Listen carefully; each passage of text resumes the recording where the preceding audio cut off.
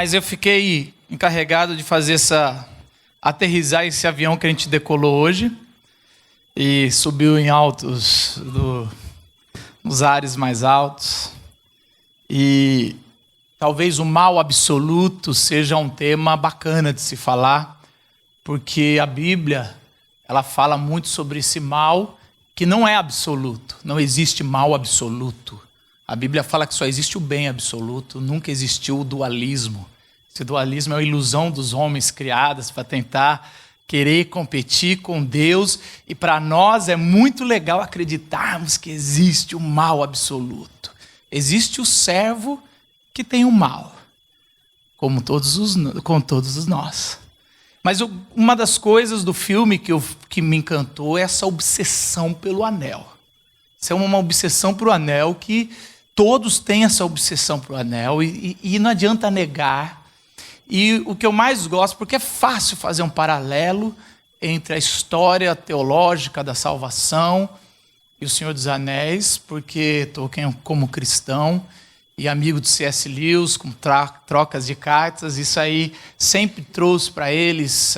O C.S. Lewis escolheu a área mais infantil, também com a sua maestria e excelência. Um dia a gente precisa fazer uma série onde ele entre, mas Tolkien, ele foi o mestre dos geeks, né? O mestre dos nerds, e todos se identificam.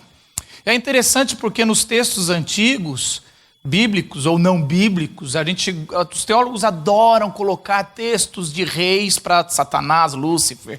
A gente sempre a gente é encantado para saber o que aconteceu com Lúcifer para ele cair. Quando ele caiu? A gente nem sabe se ele caiu antes ou depois dos homens, a gente nem sabe se ele caiu na criação. Os teólogos forçam o primeiro versículo e o segundo versículo de Gênesis para falar, olha, o caos é a queda de Satanás. A gente quer ter isso. E o que mais me intriga é, se Deus cria só coisas boas, e se Lúcifer não tinha o mal, quem jogou a ideia do mal para ele cair?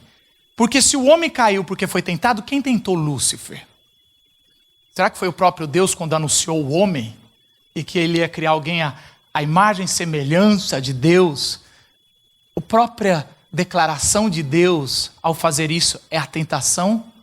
Porque quem colocou a ideia de que Lúcifer podia ser maior do que ele mesmo já era? Tem um texto de Isaías que talvez seja um dos poucos textos que a gente pode realmente colocar na bagagem de Lúcifer. Isaías 14, 12, 14. Como caíste do céu, ó estrela da manhã, filha da alva, como foste lançado por terra, tu que prostravas as nações. E tu dizias no teu coração, eu subirei ao céu, acima das estrelas de Deus exaltarei o meu trono. No monte da congregação me assentarei, nas extremidades do norte, subirei acima das alturas das nuvens e serei semelhante ao Altíssimo. Semelhante ao Altíssimo. Quem colocou essa ideia, Lúcifer, que você pode ser semelhante ao Altíssimo se você já estava num dos maiores cargos? Semelhante. Aonde a gente ouviu semelhante? Criarei o homem e mulher, a imagem e a minha semelhança. Nós somos a possibilidade de estar mais altos do que o Lúcifer desde a criação. Criação do homem é a tentação de Lúcifer. Você é a tentação principal do inimigo, que a Bíblia vai chamar de inimigo das nossas almas. E é tão interessante que a Bíblia vai mostrar que o nosso coração, o nosso ego é Sauron. E que o anel é o poder. E que todos nós temos essa obsessão do poder. E é interessante que quando se junta, assim como Sauron, quando se junta o anel e a pessoa, o ego, se materializa o mal, a gente sobe rápido. Tem um texto de Apocalipse que é muito legal num detalhe da revelação. Diz assim, Apocalipse 12, 9, e foi precipitado o grande dragão, a antiga serpente, que se chamava o diabo e Satanás, que engana todo o mundo. O antigo dragão, que foi o grande dragão, a antiga serpente. O que é uma serpente? Porque quando a serpente tenta o homem e Deus amaldiçoa, falando que você vai rastejar sobre o seu ventre, de uma ou outra. Ou a serpente tinha asas, ou a serpente tinha patas. Ou tinha os dois e isso chama dragãozinho. É interessante isso. E Apocalipse vai dizer que o dragão, a antiga serpente, no final dos tempos, ela ganhou força. Ela encontrou os anéis. O anel, ela teve tudo que ela queria. E quando se encontra isso, e quando a gente consegue encontrar o nosso anel, o poder, quem não quer poder? A gente cresce na internet. Quem não quer poder na internet? Quem não quer poder na família? Quem não quer poder no próprio relacionamento conjugal? Eu mando aqui em casa.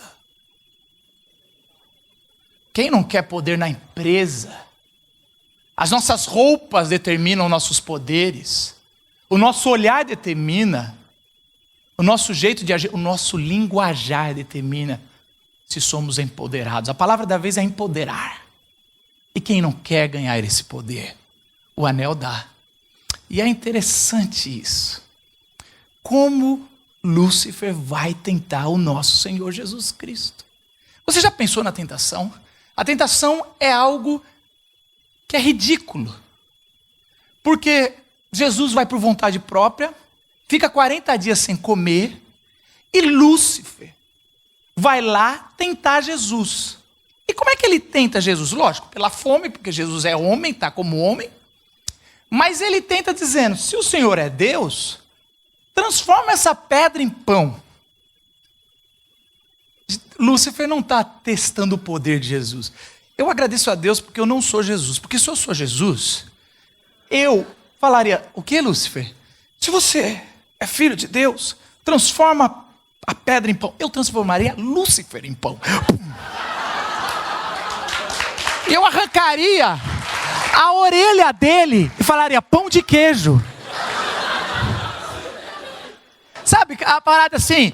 E aí, Lúcifer leva para o mais alto das construções feitas pelo homem e fala, se você é filho de Deus, pule e peça para um anjo te segurar. Se eu sou Jesus, se eu sou Jesus, eu faço igual o final do Matrix.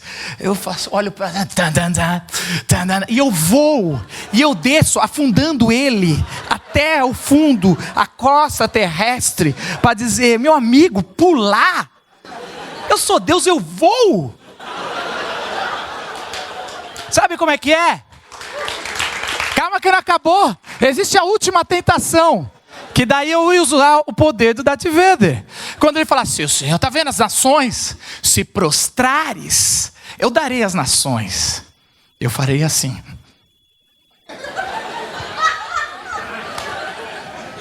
Beija.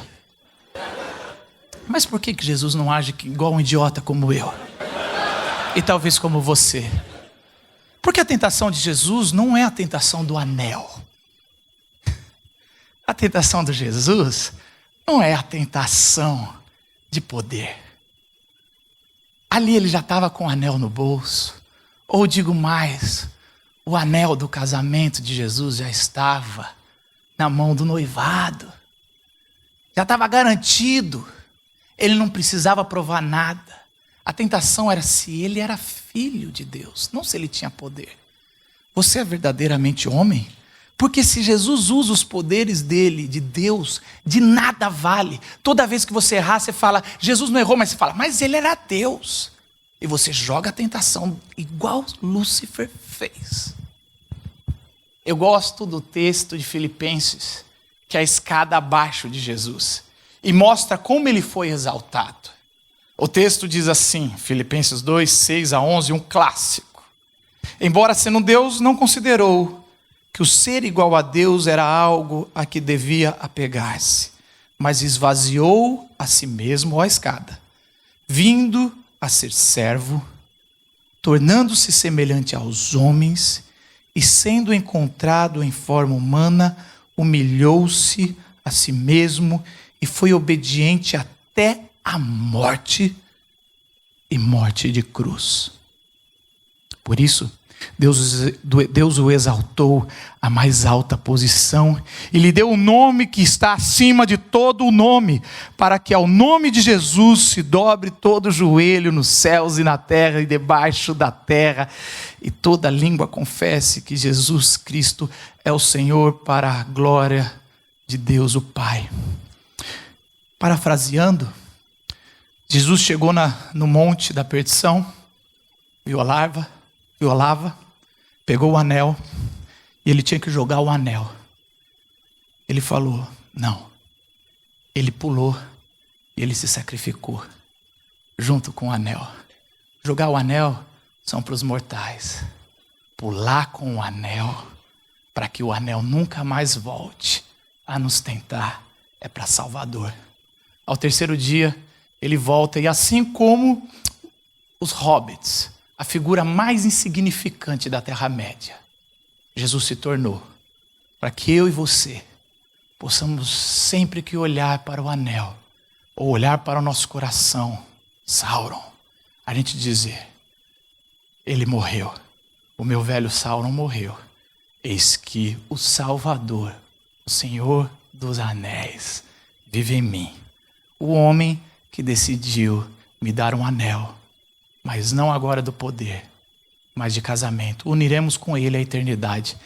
Isso é o que eu acredito. Isso que a Bíblia narra. Isso é o que me traz esperança para viver a local, subir aqui e a gente ter esse encontro cultural e espiritual todas as terças-feiras. Baixe sua cabeça, eu gostaria de fazer um desafio para você. Não sei, a gente sabe que aqui entre nós temos cristãos, espíritas, temos várias religiões, temos ateus. Eu quero que você faça a sua oração de fé. É muito triste viver sem fé. E eu quero que você reflita qual é o anel que tem te desviado da verdadeira humanidade em Cristo. Como é que está andando o seu ego?